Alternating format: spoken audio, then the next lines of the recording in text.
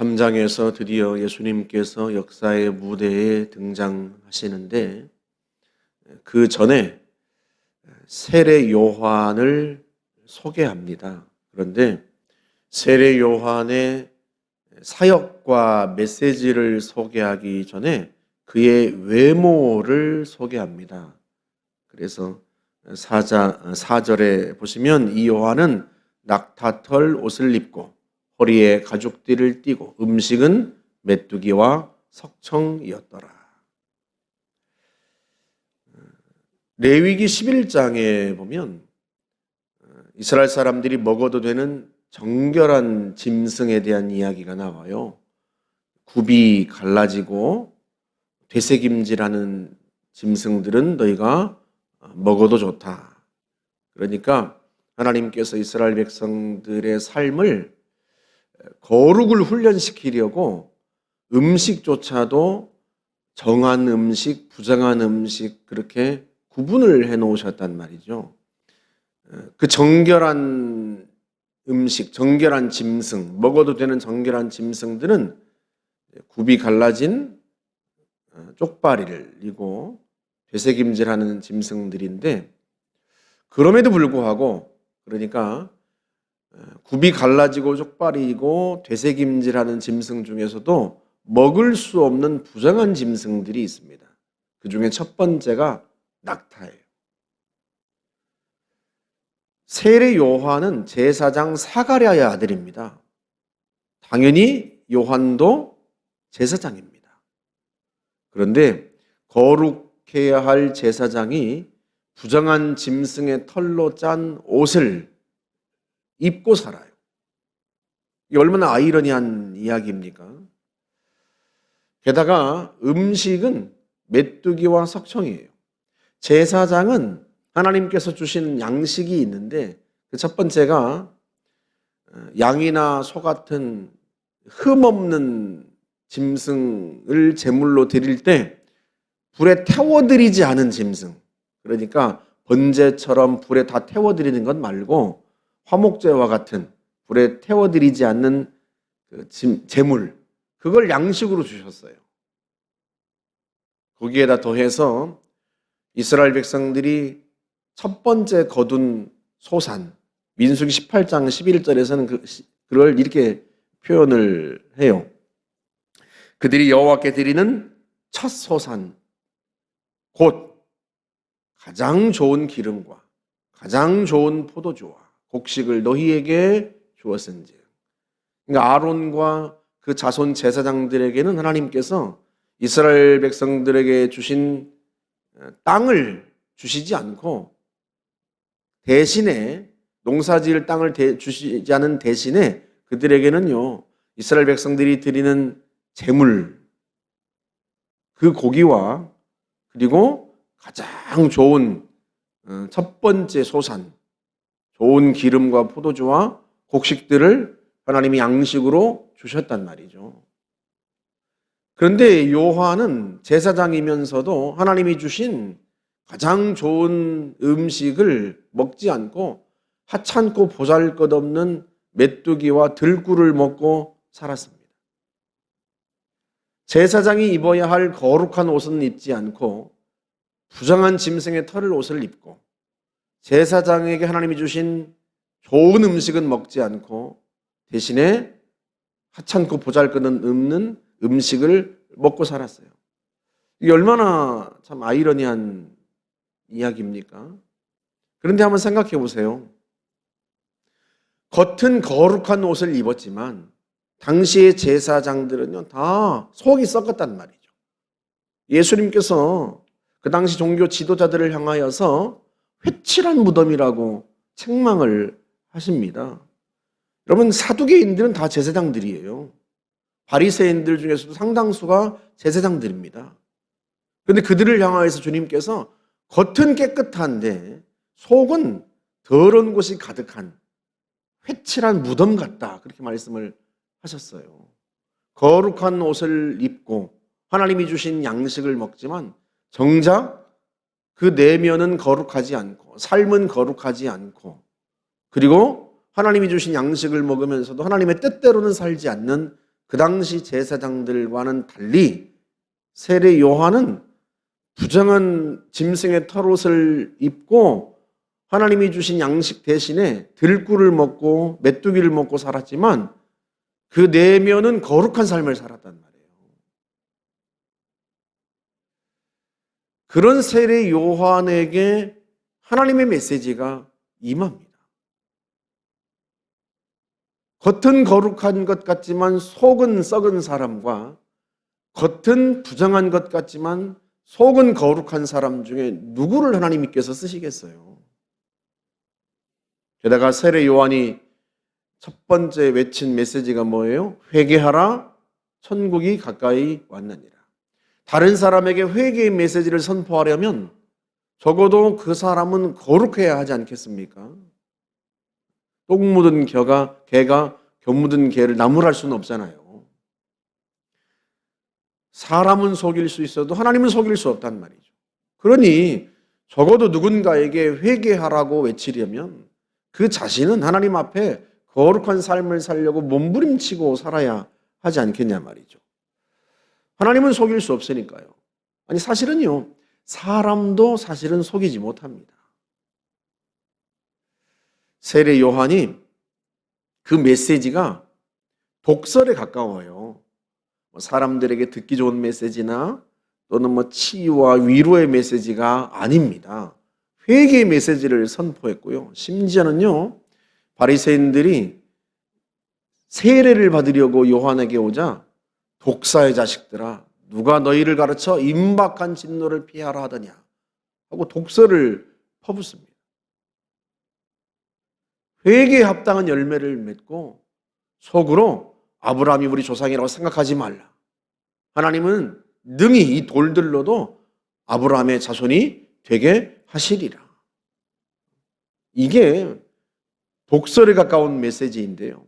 그 메시지를 듣고도 사람들이 요단강으로 와서 그에게 세례를 받습니다. 왜 그러겠어요? 그의 메시지와 그의 삶이 일치하고 또 사람들이 마땅히 들어야 할 메시지를 선포하기 때문에 그래요. 그런 세례 요한에게 하나님의 메시지가 임하고 하나님께서 그를 통해서 예수 그리스도를 드러내세요. 오늘 우리가 그리스도를 나타내려면 우리 스스로가 빛된 삶을 살려고 몸부림쳐야 합니다.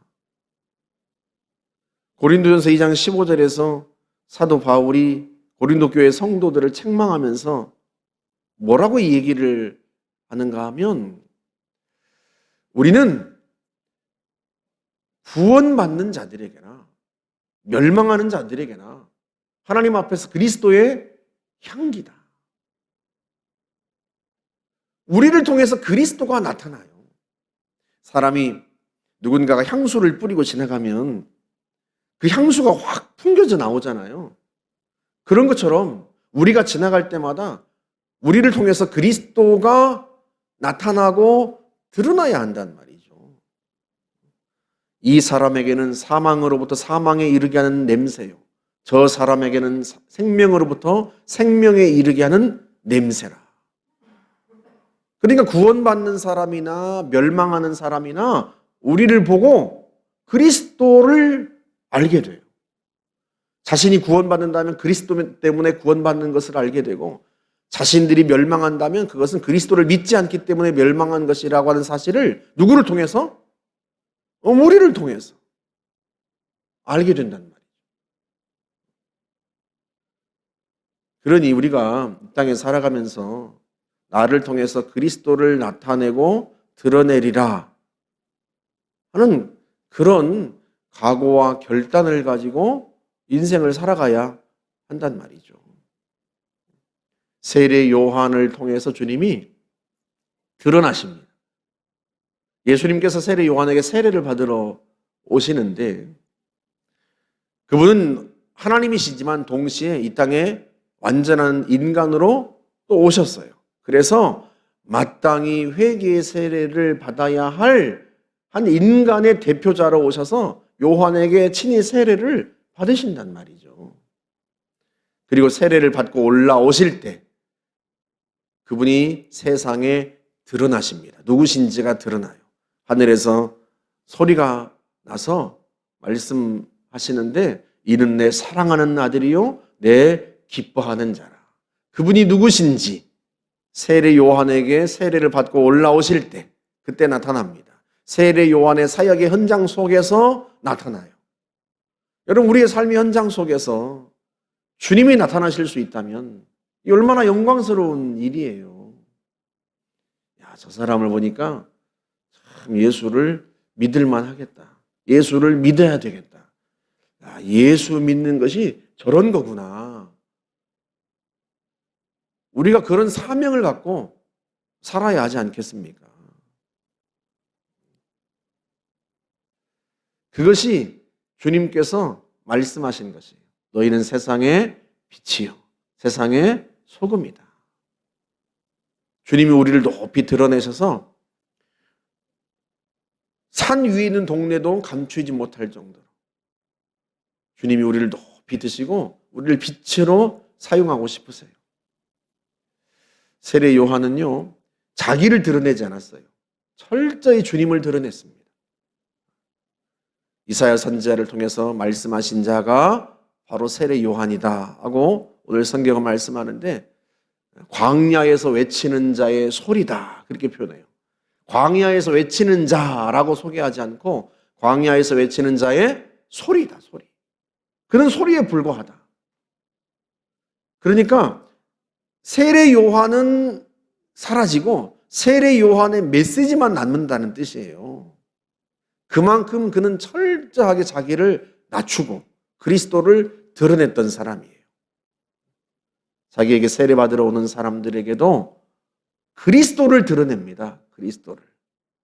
그래서 나는 물로 세례를 베풀거니와 내 뒤에 오시는 이는 나보다 능력이 많으시니 나는 그의 신을 들기도 감당하지 못하겠노라. 자기는 그리스도의 신을 들고 쫓아다니는 그 종도 되지 못하는 아주 보잘것없는 사람이다. 그렇게 말하는 이유가 뭐겠어요? 그리스도를 드러내려고. 그는 너희에게 성령과 불로 세례를 베푸시리라. 철저히 그리스도를 드러내고 나타내고 자신은 낮추고. 오늘날 사람들과는 얼마나 달라요? 오늘날은요, 자기를 드러내려고, 자기를 나타내려고, 자기가 인정받지 못하면 분노하고, 인기가 사라지면 그것 때문에 불안해하고. 오늘날 사람들이 그렇잖아요. 그런데 세례 요한은요, 오직 그리스도를 나타내고 그리스도를 드러내는 데 집중합니다. 오늘날 성도들이 그래야 돼요. 나를 통해서 그리스도가 나타나는 삶을 살아야 되고, 나는 낮추고 나를 통해서 그리스도만 드러날 수 있다면 우리가 그런 삶을 살아야 하지 않겠습니까? 그러려면 세례 요한처럼 거룩한 삶을 추구하고 살아야 돼요. 세상 사람들과는 달라야 합니다.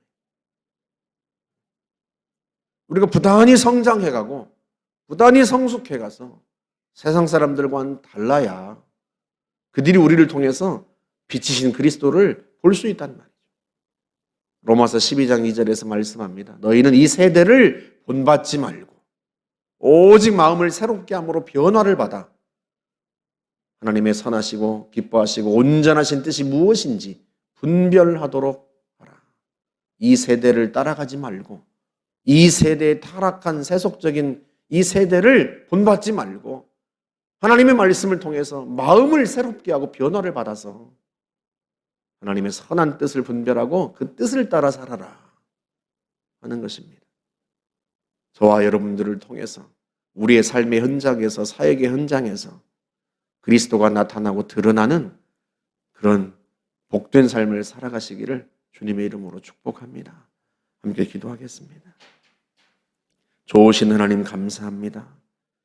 주께서 우리를 그리스도의 향기로 세우시고 그리스도의 편지로 세우셨는데 우리를 통하여 주님이 드러나고 나타나서 많은 사람들이 우리를 통하여 그리스도께로 나아오고 구원받는 놀라운 축복의 통로가 되게 하여 주옵소서.